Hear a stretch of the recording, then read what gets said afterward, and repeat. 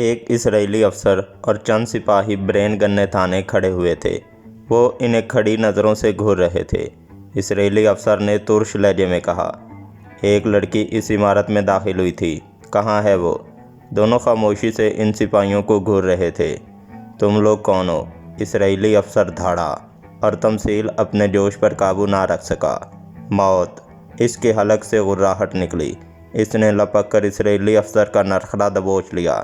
اسرائیلی افسر کے ہاتھوں میں دبی ہوئی برین گن کی گولیوں نے تمثیل کے سینے میں خون اگلتی سرنگ بنا دی تھی، لیکن تمثیل کی انگلیاں اس کے نرخرے میں ایسی پیوست ہوئی تھیں کہ اسرائیلی افسر کی آنکھیں باہر نکل آئیں۔ کئی اسرائیلی سپاہیوں نے آگے بڑھ کر جمشید کو دبوچ لیا تاکہ وہ کوئی اور کارروائی نہ کر سکے۔ بہت سے سپاہی تمثیل کے بدن کو اسرائیلی افسر کے بدن سے جدا کرنے کی کوشش کرنے لگے، اور بمشکل تمام اس میں کامیاب ہو سکے۔ اسرائیلی افسر لڑکھڑا کر نیچے گر گیا، اور پھر 2-3 بار اٹھنے کی کوشش کر کے بے ہوش ہو گیا۔ جمشید کے سر پر رائفل کا کندہ مار کر بے ہوش کر دیا گیا، اور وہ پورے مکان میں پھیل کر اس کی تلاشی لینے لگے۔ پھر بے ہوش جمشید کو بالوں سے پکڑ کر گھسیٹتے ہوئے باہر لے آئے۔ جمشید کی آنکھ ایک کیمپ میں کھلی تھی، کھردری زمین پر جہاں سے کنکر پتھر بھی صاف نہیں کیے گئے تھے۔ وہ چت پڑا ہوا تھا۔ کوئی تنگ و تاریک بیرک تھی جس کی دیواریں اور چھت نظر نہیں آ رہی تھی۔ ایک گھٹن کا احساس تھا جو اسے ہوش میں لے آیا تھا۔ گزرے ہوئے واقعات نے اس کے ذہن پر یلغار کی تو وہ اٹھ کر بیٹھ گیا۔ اس کے تمام ساتھی کام آ گئے تھے، تنہا وہ بچا تھا، لیکن اس کے ذہن میں خوف یا بے بسی کا کوئی احساس نہیں تھا۔ اس نے تو اپنی زندگی وقف کر دی تھی ایک مقصد کے لیے، اور اب یہ مقصد اس کے لیے زندگی تھا۔ نہ جانے کتنا وقت گزر گیا۔ پھر بیرک کے دروازے پر کوئی آہٹ سنائی دی، اور اس کے بعد دروازہ کھل گیا۔ 4 اسرائیلی سپاہی اندر داخل ہوئے، اور انہوں نے اسے بازو سے پکڑ کر اٹھا لیا۔ زبان سے ایک لفظ کہے بغیر وہ اسے گھسیٹتے ہوئے باہر لے گئے۔ چاروں طرف خوفناک سناٹا مسلط تھا۔ باہر لا کر اس کے ہاتھوں میں ہتھکڑیاں اور پیروں میں بیڑیاں ڈال دی گئیں۔ اس کے بعد اسے ایک کھلی ہوئی جیپ میں بٹھا کر کہیں لے جایا گیا۔ رات کا وقت تھا، کوئی شے نظر نہیں آ رہی تھی۔ اسرائیلی سپاہی چوکس تھے۔ تقریباً 1 گھنٹے کے سفر کے بعد وہ ایک پتھریلی عمارت میں داخل ہو گئے۔ پھر اسے جیپ سے اتار کر ایک کمرے میں لے جایا گیا جس میں ایک میز پڑی ہوئی تھی، اور اس کے ارد گرد پڑی ہوئی کرسیوں پر 3 اسرائیلی افسر بیٹھے ہوئے تھے۔ کمرے میں تیز روشنیاں جل گئیں، اور وہ لوگ اس روشنی میں اس کا جائزہ لینے لگے۔ پھر ان میں سے ایک نے کہا، لبنانی نہیں ہے، شاید ایرانی ہو۔ ایرانی بھی معلوم نہیں ہوتا، عرب بھی نہیں ہے۔ یہ بات میں دعوے سے کہہ سکتا ہوں۔ بیروت سے گرفتار ہوا ہے۔ خیال ہے یہ اسلحہ اڑانے والے کی کارروائیوں میں ملوث تھا۔ کیا یہ درست ہے؟ سوال کیا گیا۔ جمشید خاموشی سے ان کی شکلیں دیکھتا رہا۔ کیا یہ درست ہے؟ اس بار اسرائیلی افسر کی آواز بے حد کرخت تھی، لیکن جمشید نے اس بار بھی کوئی جواب نہیں دیا۔ اسرائیلی افسر کی ہنکار غصے میں ڈوبی ہوئی تھی۔ تمہارا کیا خیال ہے؟ تم زبان بند رکھنے میں کامیاب ہو جاؤ گے؟ ناممکن۔ ہمارے پاس ایسے ذرائع موجود ہیں کہ مردے بھی بول اٹھیں۔ میں تمہیں مشورہ دیتا ہوں کہ زبان کھول دو۔ ممکن ہے تمہارے ساتھ کوئی رعایت ہو جائے۔ جمشید کے ہونٹوں پر مسکراہٹ پھیل گئی۔ یہ لوگ اس کے بارے میں نہیں جانتے تھے، کچھ بھی نہیں جانتے تھے۔ اگر جان جاتے تو شاید اس طرح پرسکون نہ بیٹھے ہوتے۔ کھلبلی مچ جاتی ان میں۔ شاید وہ ان کی گرفتاری پر جشن مناتے، خوشیاں منائی جاتیں، ایک دوسرے کو مبارکبادیں دی جاتیں، اور وہ سمجھتے کہ انہوں نے ایک بہت بڑا کارنامہ سر انجام دیا ہے۔ کیا تم اب بھی جواب نہیں دو گے؟ اسرائیلی افسر نے پوچھا، لیکن جمشید خاموش رہا۔ ٹھیک ہے، اسے بیرک نمبر 21 میں پہنچا دو۔ صبح اس کے لیے دوسرے انتظامات کیے جائیں گے۔ اسرائیلی سپاہی جمشید کی چاروں طرف پھیل گئے۔ ہتھکڑیوں اور بیڑیوں سمیت اسے باہر لایا گیا، اور پھر تقریباً 200 گز کا فاصلہ طے کروا کے وہ اسے ایک کوٹڑی کے پاس لے گئے۔ پہلی قیامگاہ کی نسبت یہ کوٹڑی کشادہ تھی، اور یہاں چارپائی موجود تھی جس پر گدا بھی پڑا ہوا تھا۔ سپاہیوں نے اس کی ہتھکڑیاں اور بیڑیاں کھول دیں، اور اسے کوٹڑی میں چھوڑ کر باہر نکل گئے۔ Barrack number 21۔ جمشید کے ہونٹوں سے بڑبڑاہٹ نکلی، اور وہ چارپائی پر بیٹھ گیا۔ میں کون ہوں؟ وہ جاننا چاہتے ہیں۔ میں کون ہوں؟ میں پاکستانی ہوں۔ ہاں، پاکستان میرا وطن ہے، پاکستان۔ اس کے کانوں میں بنسی کی مدر تانے گونجنے لگے۔ بیلوں کے گلے میں بدھی ہوئی گھنٹیوں کی آواز بانسری کی ان تانوں میں گھل گئی تھی۔ میرا وطن، میرا وطن، میرا چمن۔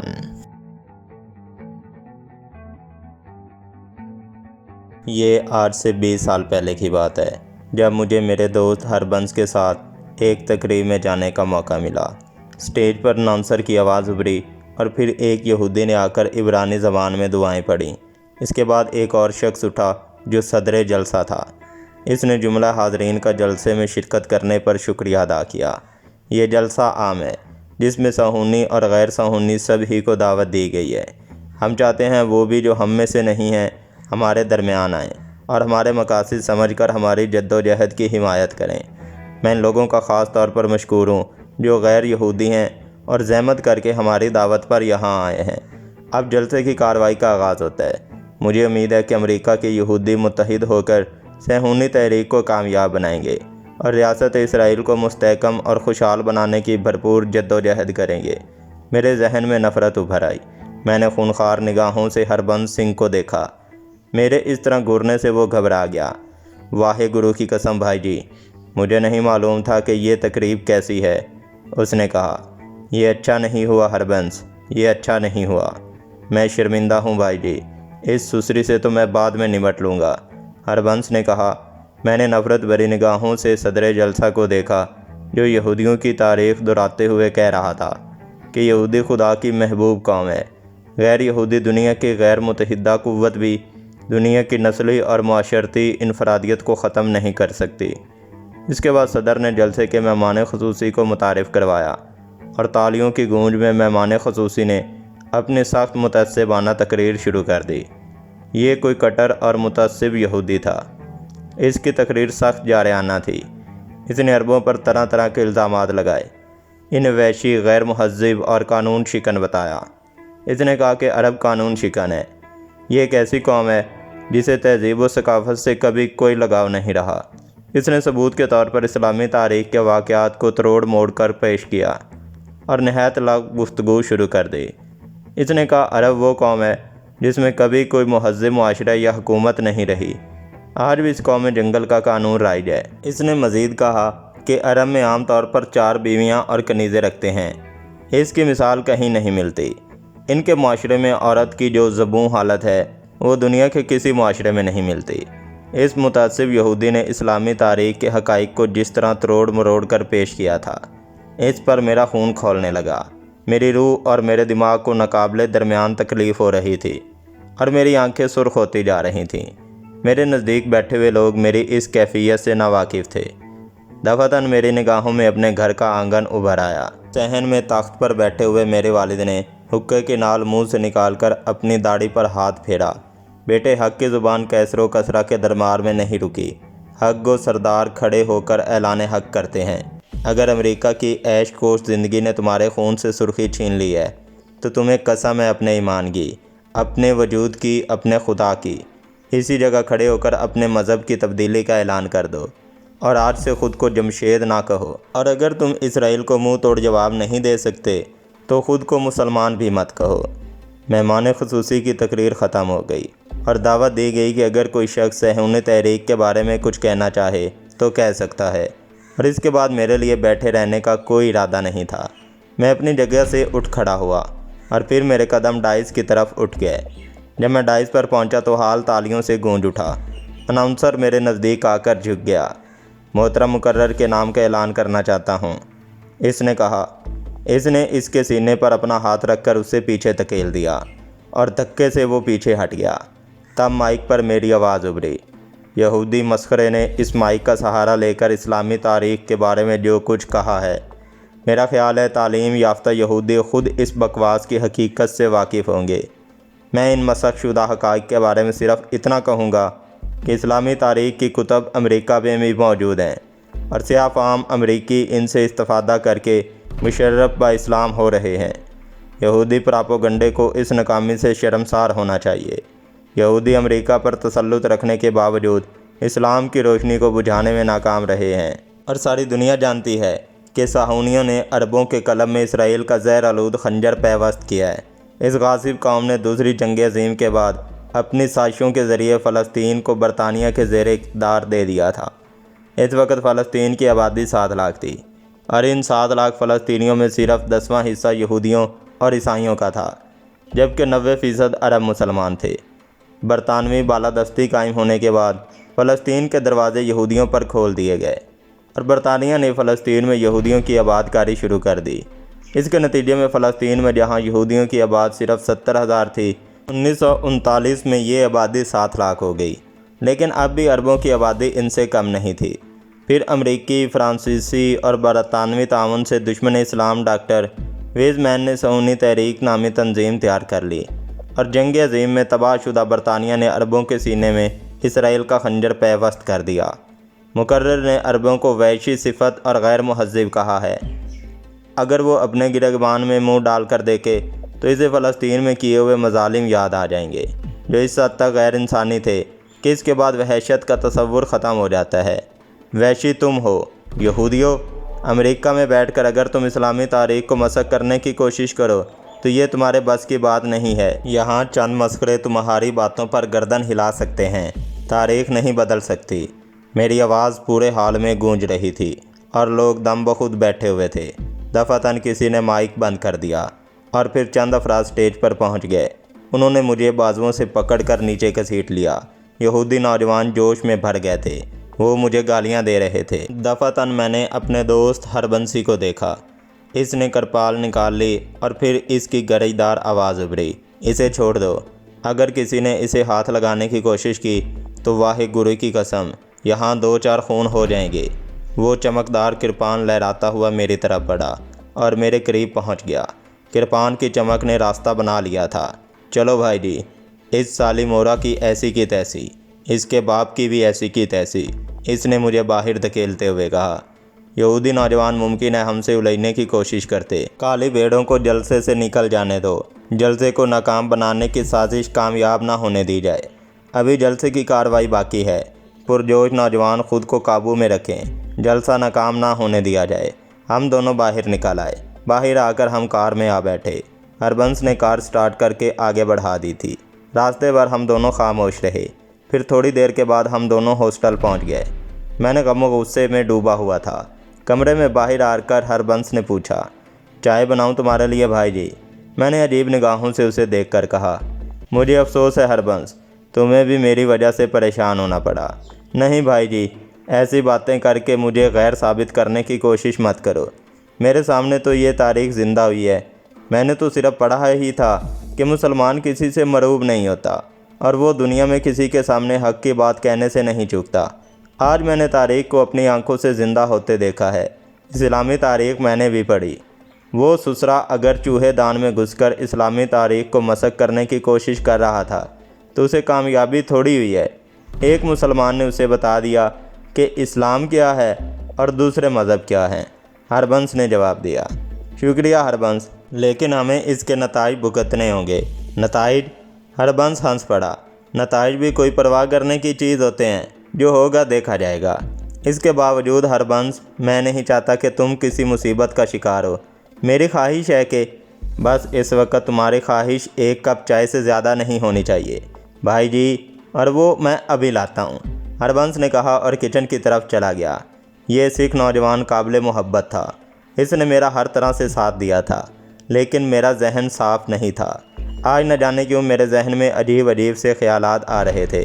ہربنس چائے بنا لایا اور ہم دونوں خاموشی سے چائے پینے لگے۔ ہمارا اندازہ درست نکلا۔ دوسرے دن کے اخبارات میں ایبرن ہال کے جلسے کی تفصیلات موجود تھیں، جس میں ابتری پھیلانے کی مذموم سازش کے بارے میں لکھا گیا تھا۔ چند یہودی نواز اخبارات نے حکومت سے پرزور اپیل کی تھی کہ ایسے سازشی عناصر سے خلافت سخت کارروائی کی جائے جو لا قانونیت پھیلانے کے مرتکب ہوں۔ برکلے یونیورسٹی کی توجہ بھی اس جانب مبذول کروا لی گئی تھی۔ اس طالب علم جمشید کو یونیورسٹی سے نکال دیا جائے۔ ذاتی طور پر بھی کچھ کوششیں کی گئی ہوں گی، جس کے نتیجے میں مجھے یونیورسٹی کے حکام کے سامنے پیش ہونے کا نوٹس مل گیا۔ میں عجیب سی ذہنی کشمکش کا شکار ہو گیا تھا۔ جو کچھ میں نے ایبرن ہال میں کہا تھا، اس پر مجھے ذرہ بر شرمندگی نہیں تھی۔ لیکن اس سے میری تعلیمی زندگی متاثر ہونے کا خطرہ تھا۔ یونیورسٹی کے حکام کے سامنے پیش ہونے سے پہلے میں نے بہت کچھ سوچا، پھر دل میں یہ فیصلہ کرنے پر بعد میں مطمئن ہو گیا۔ پھر مجھے اسی شام 12 افراد کے ایک بورڈ کے سامنے پیش ہونا پڑا۔ طویل و عریض دفتر میں ایک سیاہ رنگ کی لمبی میز کے پیچھے 12 افراد بیٹھے ہوئے تھے۔ مجھے نرم لہجے میں بیٹھنے کی پیشکش کی گئی اور میں بیٹھ گیا۔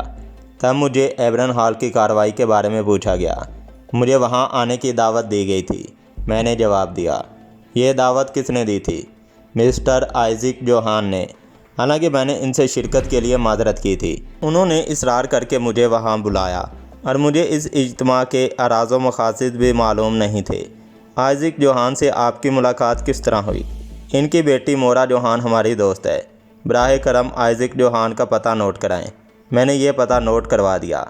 آپ نے اس جلسے میں گڑبڑ کرنے کی کوشش کیوں کی؟ میں نے ایسی کوئی کوشش نہیں کی۔ میں مسلمان ہوں، پاکستانی ہوں۔ انہوں نے تاریخ اسلام پر مذموم اور رقیق حملے کیے اور اس کے بارے میں ایسی لغو اور بے ربط باتیں کی کہ مجھ سے برداشت نہیں ہو سکا۔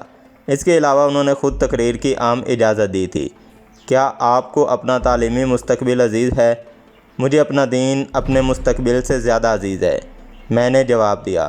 کیا آپ اپنی اس حرکت پر معافی مانگنے کے لیے تیار ہیں؟ میں ہر اس شخص کا منہ توڑنے کے لیے تیار ہوں جو میری اس مجاہدانہ کارروائی پر سرزنش کرے، میں نے غیظ کے عالم میں کہا۔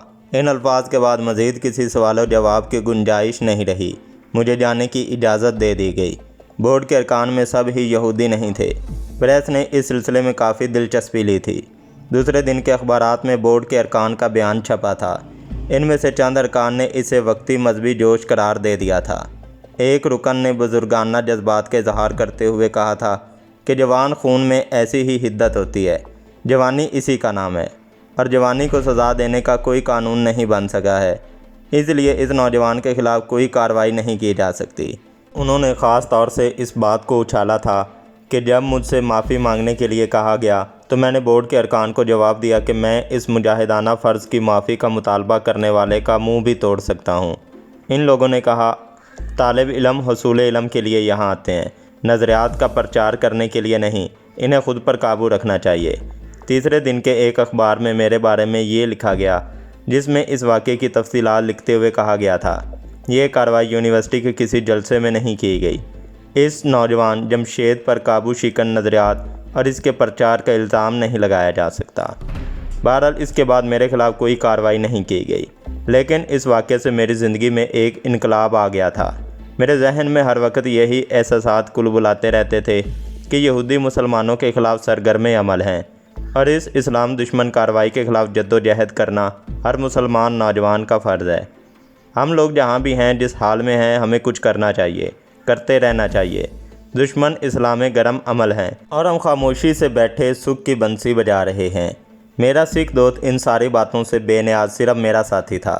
اس نے صاف لہجے میں کہا تھا، دیکھو بھائی جی، میں سکھ ہوں اور جب تک میرے ڈیڈی ہیں میں کٹر قسم کا سکھ رہوں گا۔ چنانچہ تمہارے مذہبی نظریات کے بارے میں کچھ نہیں کہوں گا۔ باقی رہی تمہاری دوستی کی بات، تو یار جب تک ہربنس سنگھ زندہ ہے تمہارے پاس کسی سسرے کی مجال نہیں کہ تمہیں کوئی نقصان پہنچا سکے۔ مجھے تیری دوستی پر ناز ہے ہربنس، میں نے متاثر ہو کر کہا۔ ایک اطلاع بھی دینا چاہتا ہوں تمہیں۔ ضرور ضرور، کہو کیا بات ہے۔ یہ بہت اچھی بات ہے کہ نہ تو اخبارات نے اور نہ کسی نے ذاتی طور پر اس معاملے میں میرا نام لیا۔ اس کے پیچھے یہ لوگ نہیں جانتے کہ میں بھی اس وقت تمہارے ساتھ شریک تھا۔ لوگوں کو یہ بھی معلوم ہے کہ میں تمہارا ہم مذہب نہیں ہوں، اس لیے میری موجودگی پر توجہ نہیں دی گئی۔ کہاں کی بات کر رہے ہو؟ میں نے پوچھا۔ بگ ہاؤس کی۔ بگ ہاؤس کے ایک کیبن میں چند افراد بیٹھے ہوئے تھے۔ سامنے ہی کھلے کیبن میں میں بھی تھا۔ باقی کینٹین خالی پڑی ہوئی تھی۔ وہ لوگ تمہارے بارے میں گفتگو کر رہے تھے۔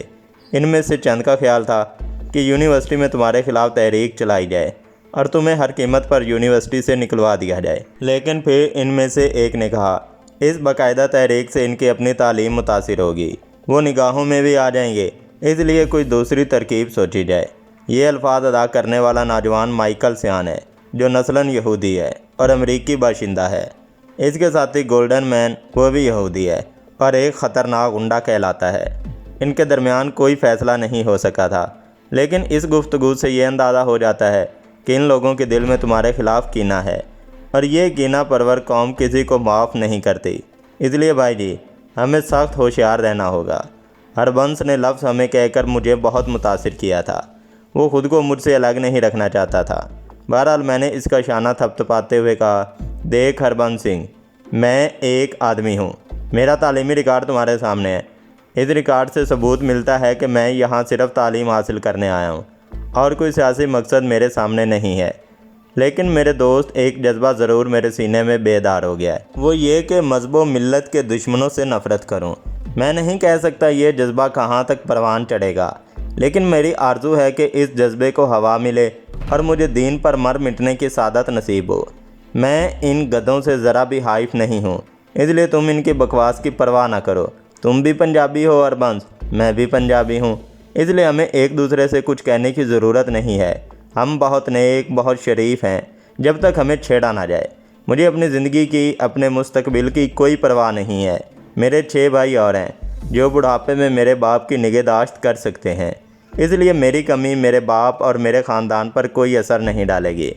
لیکن میں ان لوگوں کے لیے واقعی مصیبت بن جاؤں گا۔ البتہ میری یہ خواہش ضرور ہے۔ وہ کیا بھائی جی؟ تمہارا میرے ساتھ رہنا مناسب نہیں ہے۔ میں چاہتا ہوں میری وجہ سے تمہارا کوئی نقصان نہ ہو، اس لیے ہربنس تم کسی دوسری جگہ بندوبست کر لو، یا مجھے اجازت دو کہ میں… بس بھائی جی بس، پنجابی بھی کہتے ہو اور بزدلی کا سبق بھی دے رہے ہو۔ تمہارا ہم مذہب نہ صحیح، گرائیں تو ہوں، مان لو میری بات ہربنس۔ کوئی دوسری بات کہو بھائی جی، یہ بھی کوئی ماننے والی بات ہے؟ ہربنس نے کہا لگا کر بات ختم کر دی۔ اچھا یہ بتاؤ مورا کا کیا حال ہے؟ سکھ ضرور ہوں بھائی جی، مگر تھوڑی سی عقل بھی رکھتا ہوں۔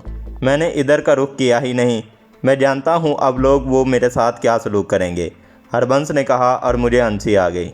یار مجھے افسوس ہے کہ میری وجہ سے… بس یہ افسوس بھی مت کرو۔ اس سین فرانسسکو میں مورا جیسی بے شمار لڑکیاں موجود ہیں جن کی آنکھیں کمزور ہیں، کوئی نہ کوئی ہربنس کو ضرور دیکھے گی۔ میں طاق میں ہوں، اس لیے تم اس کا بھی افسوس نہ کرو۔ ہربنس ہر لحاظ سے قابل اعتماد تھا۔ میں اسے خود سے علیحدہ رکھنے پر مجبور نہ کر سکا۔ 6 دن گزر گئے، البتہ میں محتاط ہو گیا تھا، یہاں تک کہ دوسرا اتوار آ گیا۔ ہربنس ایک دن قبل ہی زوردار ڈنڈ بیٹھکیں لگا چکا تھا۔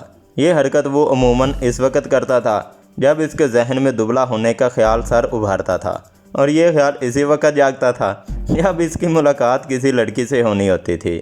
چنانچہ میرے سوال کے جواب میں اس نے کہا، بھائی جی رب کی دین ہے، ایک در بند تو 70 کھل جاتے ہیں۔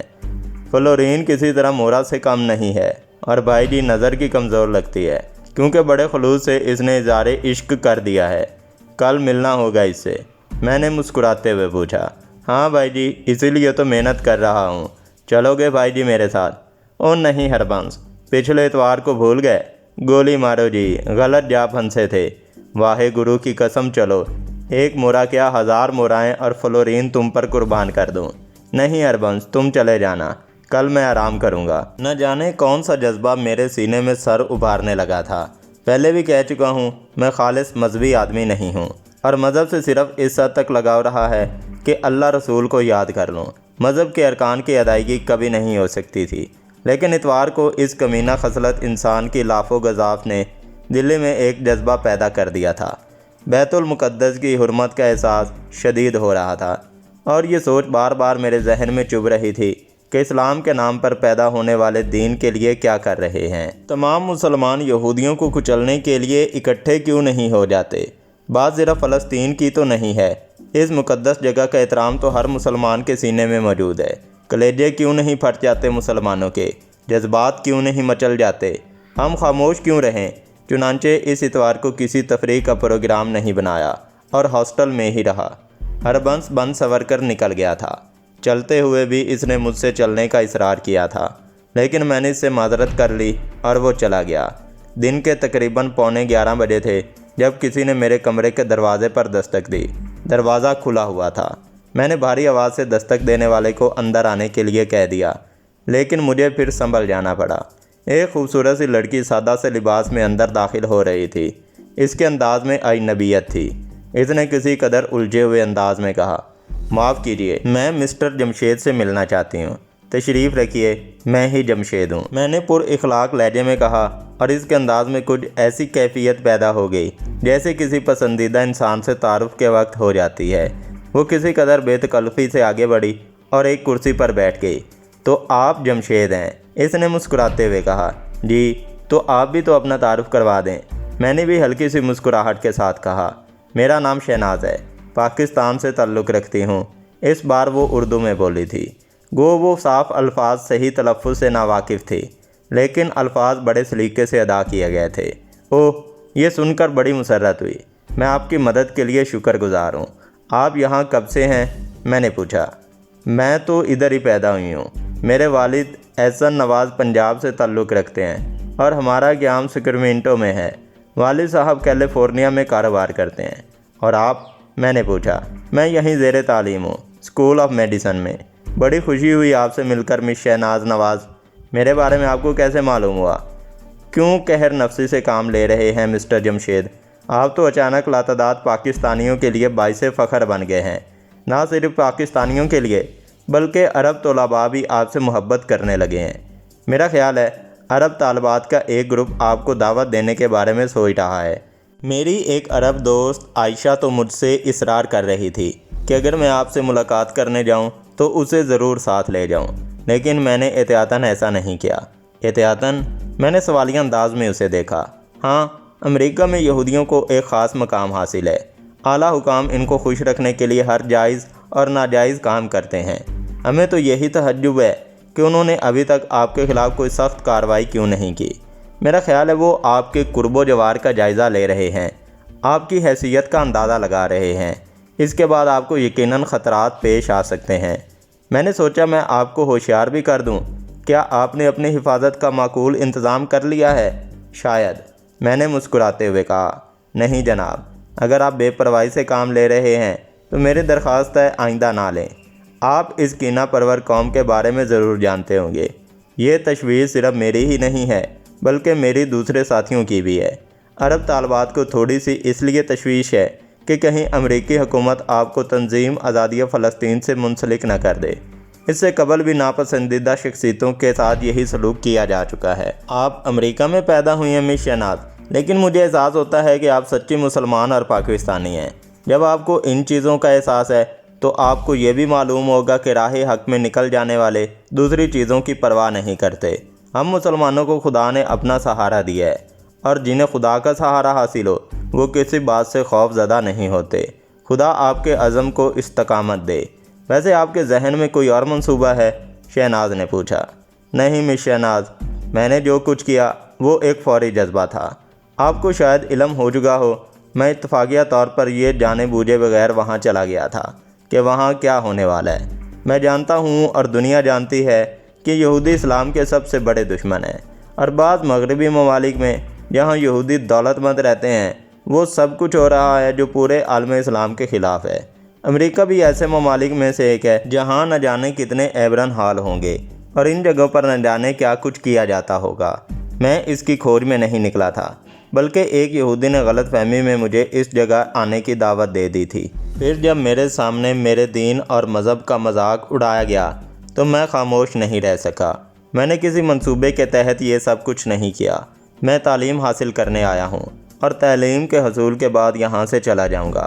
میرے ذہن میں کوئی منصوبہ نہیں ہے، لیکن میرے دل میں یہ خواہش ضرور ابھر آئی ہے کہ عالم اسلام میں اس صہیونی پراپوگنڈے کے جواب میں کوئی مؤثر قدم ضرور اٹھایا جائے، اور پاکستان بھی اس میں ضرور حصہ لے۔ نہایت مبارک خواہش ہے۔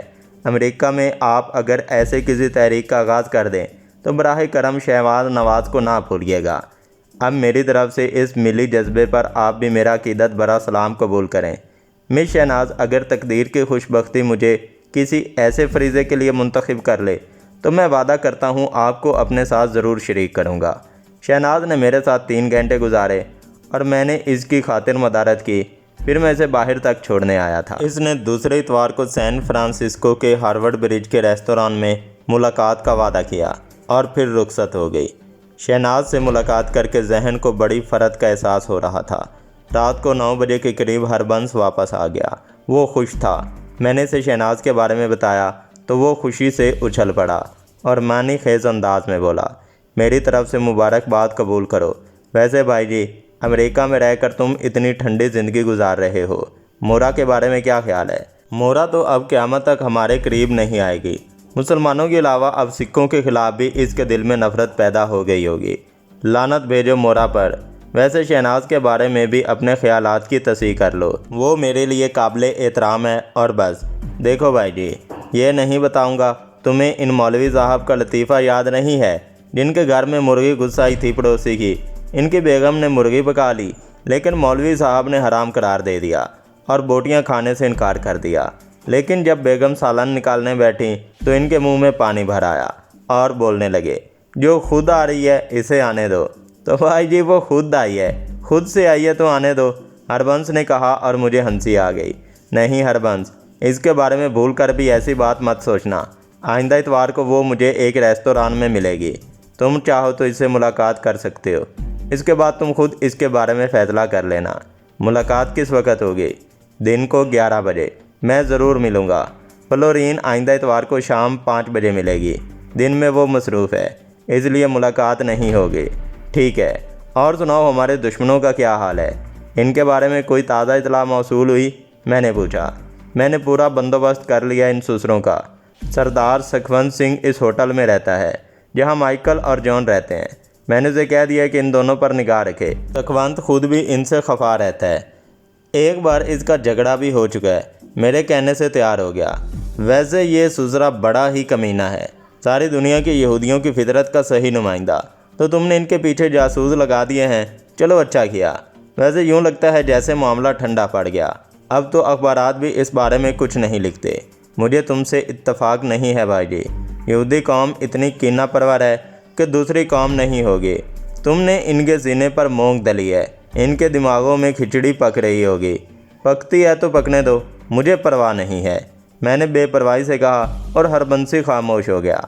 बहरहाल दूसरे हफ्ते मैंने हरबंसी को शहनाज से मिलाया और हरबंसी भी इसकी मासूमियत से बहुत मुतासिर हुआ। इसके बाद शहनाज से मुलाकात होती रही और इस तरह कई हफ्ते गुजर गए। मेरी कैफियत भी एतदाल पर आती जा रही थी और अब मैं अपने कामों में मसरूफ़ हो गया था।